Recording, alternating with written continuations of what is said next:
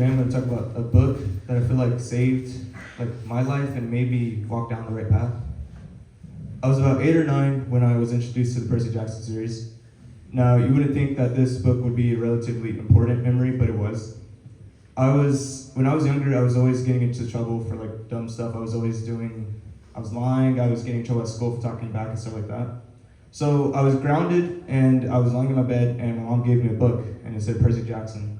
And at first I was trying to be rebellious, so I didn't even try to open it, but then eventually, since I was bored, I opened the book. And the minute I started reading, I couldn't stop. I was just sitting there with my nose in the book, not even registering how much time had passed by.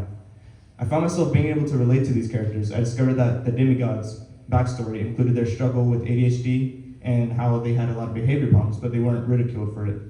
Since I have ADHD, these stories made me feel special instead of feeling like a problem all the time. These books opened my eyes to understanding the world through mythology, and that's when I knew I wanted to do mythology in the future. Without these stories, I don't think I would be the person I am today. I will never let a person deter me from my goals in life, such as becoming a classics professor and writing a mythology novel about a flawed anti-hero demigod. Seeing heroes such as Hercules struggle with their respective lives helped me realize that I am perfect the way I am and should always fight for what I want in life. I enjoy the stories of Hercules because he overcame many obstacles to reach his goals. Instead of just accepting his fate as the gods tormented him, Hercules fought back against the gods and eventually overcame them, not just physically, but mentally as well. These stories inspired me to overcome my ADHD and make it into something that's no longer a burden, but a gift. It helped me learn how to pay attention in class and not get distracted by others around me. I learned how to balance my academics and my extracurriculars. For most people, a hero is a perfect person who does everything correctly at all times, never making mistakes. But to me, that doesn't make a hero. A hero is a person who fights for what is right even if it's challenging. Heroes know their limits and choose to exceed them to achieve their goals. A hero should be flawed because humans are flawed and imperfect. A true hero defends people and learns from their mistakes instead of just making excuses. When I found myself struggling to overcome a mental or physical problem, I remember these stories, and I always feel inspired to keep pushing through. The advice I'd like to share with you is, you will face challenges that feel like an unclimbable mountain, but it's up to you whether you pick up your tools and climb them, or just turn around and give up. Thank you. Mom, at first I was going to put you last, but I feel like you don't deserve that, so I'm just going to say yours first. I don't know how you put up with me for 17 years. You're stronger than most. We have been through a lot together, and without you, I wouldn't be the man I am today. From putting up with my rants about mythology and Harry Potter and being super confused, to me arguing that I needed Rice Krispies to help my ADHD as a kid. I love you, Mom, and I owe you the world and more. Thank you. To the class of 2023. Graduation is a fresh start, a new beginning. But what many seniors, myself included, tend to forget is that high school is not the end. It is important to remember that while we are growing into young adults, we are only 17 or 18 years old.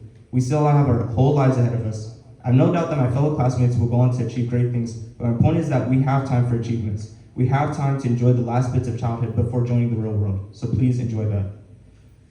Mr. Blanchett, you're my favorite teacher at this school. Ever since freshman year, you're the person who kept me on track. If it wasn't for you, I'd probably still be in freshman year, still failing most of my classes. Thank you for always being there for support, even when you stopped being my learning specialist. Because of you, I broke out of my shell and learned to stand up for what I believed in, and I don't know what I'd do without your wisdom.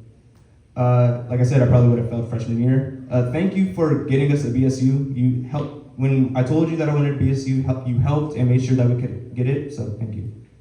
Ms. Collins and Coach H, thank you for being my learning specialist for the past 3 years. I appreciate your support and keeping me on task. Thank you, Coach H, for the anime recommendations. I never would have pinned you as a romance anime guy. Mr. Robinson, thanks for getting me into theater and helping me realize that there's more to theater than just randomly breaking into song at random periods in time. To all my theater classmates, thank you for showing me that some of the stereotypes about theater kids are true. Sometimes we do break into song at random points in time. Kate, I always look forward to talking to you whenever you're not sleeping. Playing Apex with you over the summer and hearing the confusion in your voice as you fell off the map always put a smile on my face. And although your capybara fascination is kind of concerning, I know you're going to do great in life and you're an amazing artist. Zaria and Gabby. You two are my favorite people to see at school. When one of you isn't there, your absence is very important. I love you guys and hopefully we all end up in New York together. Tristan, although you're not here because you live super far away, we've known each other for 5 years, but it feels like I've known you since birth. You know me better than most people and I can tell you anything. From playing video games all night, recording our podcast, or just sitting on a call with Susie, it's always a good time. I'm happy to call you my best friend. Blue, Chloe, Zion. 3 people I consider family. I love all of you dearly. Zion, I hope you continue to be a D1 hater. Blue and Chloe, I miss you guys so much, but I know you're going to do great things in college and after that. Michaela and Braden, you guys are great. Braden and Michaela, you guys are like the only underclassmen I can kind of tolerate, so thank you for that. And that's it. Thank you.